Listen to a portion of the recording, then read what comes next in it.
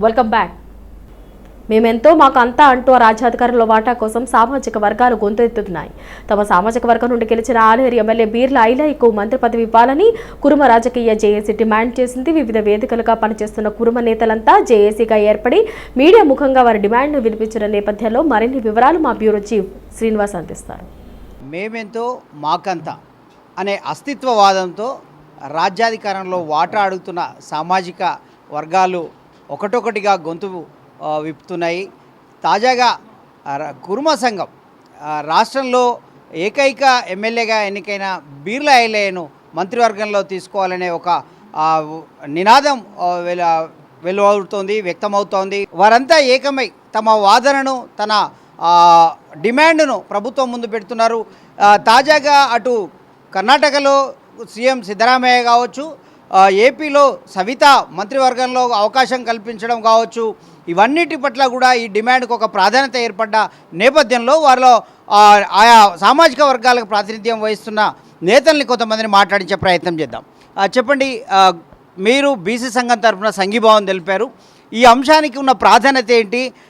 ఎందుకు మంత్రివర్గంలో ఉంటేనే ఒక అవకాశం అంటే ఒక ప్రాధాన్యత ఉంటుందా లేకపోతే ఉండదా అని ఎవరైనా ప్రశ్నిస్తే దానికి మీరేం చెప్తారు? దేశవ్యాప్తంగా అతిపెద్ద సంఖ్యాబలం ఉన్నటువంటి కులము కురుమలిది. ఈ కురుమలకు ఏంటిదంటే జాతి లక్షణం ఏంటిదంటే నిజాయితీ, నిస్వార్థత అనేటటువంటి లక్షణంతో ఉంది. సమాజ నిర్మాణం లోపల చరిత్ర మొత్తం కూడా దీంట్లో ఇది ప్రధాన భాగస్వామ్యంగా ఉన్నటువంటి క్యాస్ట్ ఇది. ఈ దేశం లోపల ప్రజాస్వామ్యాన్ని తీసుకున్న తర్వాత అన్ని వర్గాలకు సమన్యాయం అనేటటువంటిది ప్రధాన ఏజెండాగా రాజ్యాంగం ఏర్పడ్డది. అయితే ఈ 75 సంవత్సరాల చరిత్ర లోపల ఇప్పటికి కూడా స్వతంత్రానికి ముందున్నటువంటి ఆధిపత్య వర్గాలే ఇప్పటి కూడా ఆధిపత్యం అనేటటువంటి వహిస్తున్నటువంటి పరిస్థితి. ఎవరైతే ఈ ఆధిపత్య వర్గాలు ఉన్నారో ఈ సమాజ నిర్మాణం ద్వారా బీసీలు కష్టపడితే సమాజ భోక్తలుగా వీళ్ళు మాత్రం మిగిలిపోతున్నారు. గతంలో ఇప్పుడు కూడా అదే పరిస్థితి ఉంది. ఈరోజు రాజకీయ అధికారం ద్వారా, రాజ్యాధికారం ద్వారా ముఖ్యమంత్రులు, మంత్రులు అయిన తర్వాత వీళ్ళందరూ కూడా తమ ఆర్థిక, సామాజిక జీవన పరిస్థితులను పెద్ద ఎత్తున పెంచుకున్నారు.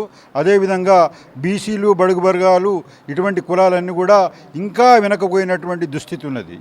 చాలా కష్టం మీద ఈ రకరకాల ఎత్తులు, కుట్రలు, కుతంత్రాల కారణంగా రాజ్యాధికారము కింది కులాలకు రాకుండా చేస్తున్నటువంటి ఈ కుట్రల అనంతరం కూడా ఏవో ఇది ఓకే. అయితే బీసీ ఉద్యమాలు మీరు కొన్ని దశాబ్దాలుగా చేస్తున్నారు.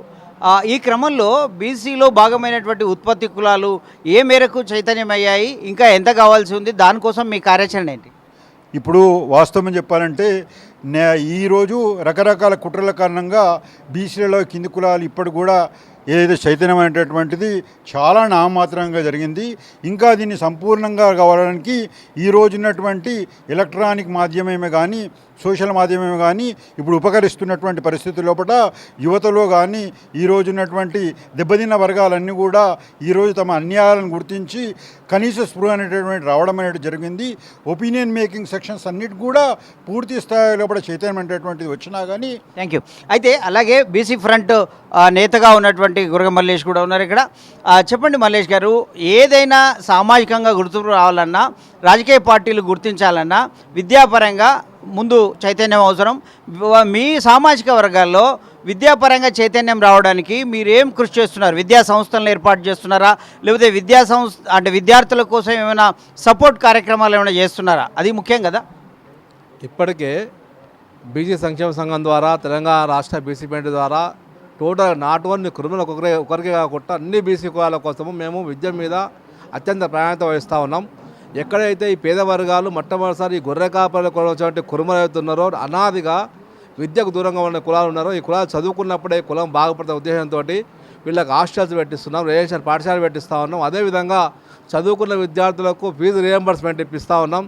వాళ్ళకు నిజంగా హైదరాబాద్కు వచ్చి చదువుకోలేని పరిస్థితిలో ఉంటే వాళ్ళకి హాస్టల్ అకామిడేషన్ ఇప్పిస్తూ ఉన్నాం. ఇప్పించే విధంగా ముందు తీసుకెళ్తా ఉన్నాం. ఎందుకంటే థ్యాంక్ యూ. మరికొంతమంది ఉన్నారు, వారిని మాట్లాడించే ప్రయత్నం చేద్దాం. ఇదే అంశం పైన మీరు కురుమలకు మీరు డిమాండ్ చేసే పరిస్థితి వచ్చింది. ఇప్పుడు డిమాండ్ చేయకుండా వాళ్ళే గుర్తించి మీకు ప్రాధాన్యత ఇవ్వాలి అనుకుంటే ఏంటి, ఎప్పటివరకు సాధ్యమవుతుంది? దానికోసం మీకు ఏదైనా రోడ్ మ్యాప్ ఉందా? మేము కుర్మలం అందరము కలిసి తెలంగాణ కుర్మ జేసీగా ఏర్పాటు అయ్యి తెలంగాణ రాష్ట్రంలో ఉన్న కుర్మలందరినీ కూడా ఒక తాటిపైకి తీసుకొని వచ్చి ఏ విధంగా మనం రాజకీయంగా ఎదగాలి, మన ఓట్ల సంఖ్య ఉంది కానీ మనము సీట్ల సంఖ్య మనది లేదు, దాన్ని ముందుకు తీసుకువెళ్ళడానికి మాకు ఇప్పుడు అవకాశం వచ్చింది. మేము రోడ్ మ్యాప్ కూడా వేసుకున్నాము. తెలంగాణ రాష్ట్ర వ్యాప్తంగా ఏ విధంగా అయితే పొలిటికల్గా ఆస్పిరెంట్స్ ఉన్నారో వాళ్ళందరినీ కూడా బయటికి తీసుకొని వచ్చి మేము ఇప్పటి వరకు జెండాలు ఎత్తుకున్నాం, కానీ జెండాలు ఎత్తుకున్నాము, పోస్టర్లు అంతా పెట్టినాము, ప్రతి దగ్గర వెళ్ళి పొలిటికల్ పార్టీస్కి జై చెప్పినాము, కానీ మాకు సీట్లు రావడం లేదు. ఇప్పటి నుండి ఎవరైతే ఆస్పిరెంట్స్కి సీట్ ఇస్తారో మేము అదే పొలిటికల్ పార్టీని మేము భుజాల మీద ఎత్తుకొని వాళ్ళని గెలుపుకు వైపు మేము తీసుకువెళ్తామని చెప్తున్నాము. చెప్పండి, ఏంటి మీరు ఈ డిమాండ్ అడుగుతారు, డిమాండ్ అడగడానికి వాళ్ళు కన్విన్స్ కూడా కావాలి కదా పార్టీ వాళ్ళు, ఎలాంటి అంశాలు ముందర పెడతారు, ఎట్లా మీరు పార్టీ పైన ఒత్తిడి తెచ్చే అవకాశం ఉంది?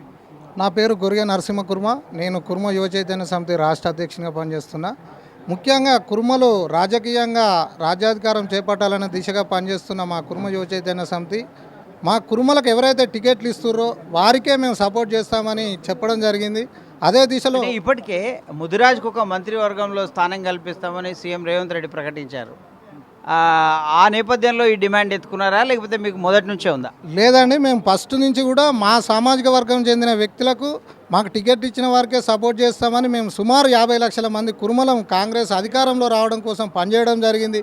మా ద్వారా లబ్ధి పొందిన పార్టీ మాకు ప్రతిఫలంగా తప్పకుండా మాలో ఉన్న ఏకైక వ్యక్తికి మంత్రి పదవి ఇచ్చి తన రుణపడి ఉంది, ఆ రుణాన్ని తీర్చుకోవాలి. మంత్రి పదవి ఉన్నట్లయితేనే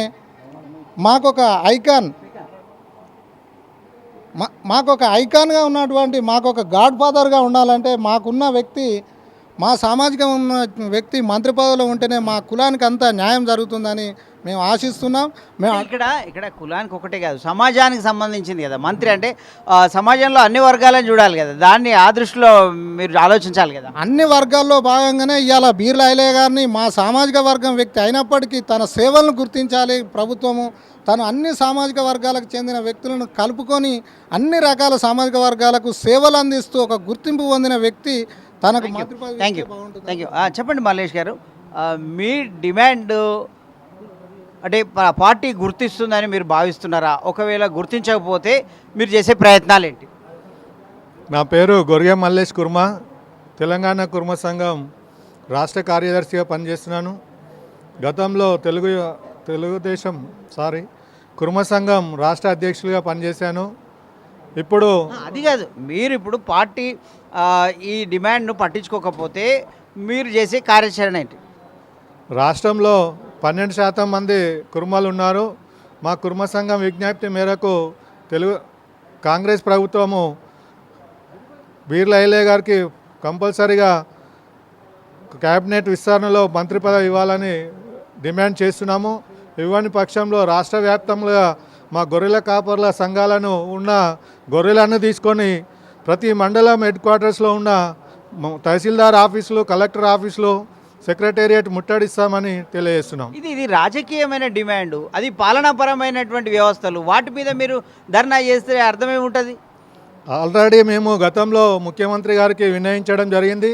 ఆయన సానుకూలంగా స్పందించారు. అలాగే రాహుల్ గాంధీ గారికి, ఖర్గే గారికి, కేసీ వేణుగోపాల్ గారికి కూడా మేము రాష్ట్ర కర్మ సంఘం తరఫున విజ్ఞప్తి చేశాము.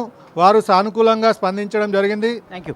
ఇది మొత్తం మీద కురుమ సంఘం, కురుమ సామాజిక వర్గాల వివిధ సంఘాలు, వివిధ వేదికలు, అలాగే బీసీ సంఘం యొక్క డిమాండ్ ఒకటే, బీర్లా ఐలయ్యకు మంత్రివర్గంలో స్థానం కల్పించాలి.